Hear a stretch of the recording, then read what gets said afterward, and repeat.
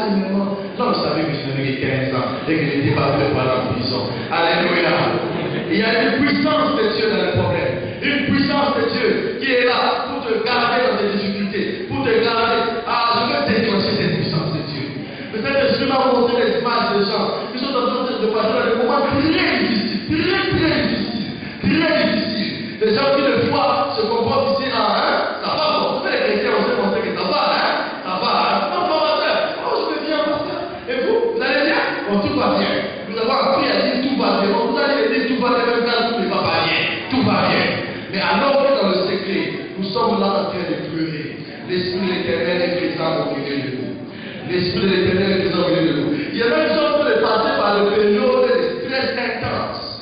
Le stress, tu sens comme si à un moment donné, les mots de tête commencent, mais les mots de tête c'est un peu bizarre. Et tu sens comme si tu veux perdre la tête, tu le sens. Tu es ici au milieu de nous. Quand nous serons en train de prier, la puissance de Dieu va venir sur toi, le Saint-Esprit va te toucher. Alléluia.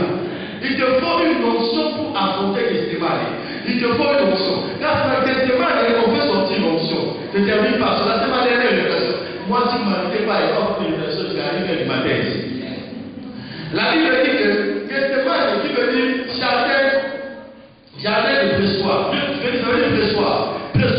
Le pressoir, c'était des bassinets où il y avait les petits trous et on mettait les raisins. Alors les femmes venaient presser ces raisins-là, marcher de fois même sur les raisins. On marchait sur les raisins. Et il y avait des bassins en bas qui recueillaient les jus. Et des fois on faisait cela avec l'olive. Et c'est là qu'on recueillait l'huile. C'est ça, Gethsemane, pressoir. C'était mon Dieu d'Israël à l'époque pour pouvoir recueillir. Il y a une puissance de Dieu que nous gagnons dans le combat de l'agonie, dans l'agonie de notre destin. Alléluia. C'est cette puissance de Dieu qui fera que les gens vont dire, mais toi, comment c'est que comment tu fais? Nous tous on a eu le même problème. Mais comment tu vois Dieu? Il y a la puissance de Dieu dans mon Gethsemane. Alléluia. La puissance de Dieu dans mon Gethsemane. La puissance de Dieu dans mon Gethsemane. Qui sent la présence de Dieu sur sa vie? Qui a senti Dieu lui parler aujourd'hui? Qui a entendu Dieu lui parler aujourd'hui? Je ne dis pas des paroles d'encouragement, mais tu sens que Dieu vient de te parler.